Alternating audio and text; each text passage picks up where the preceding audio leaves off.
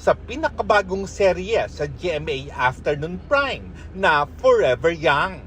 Sa story conference, nakasama ni Yuen ang kanyang co-stars tulad ni Yula Valdez, Michael De Mesa, Rafael Rosel, Alfred Vargas, Nadine Samonte at Sparkle Young stars na sina Althea Ablan, Bryce Eusebio at Princess Aliyah.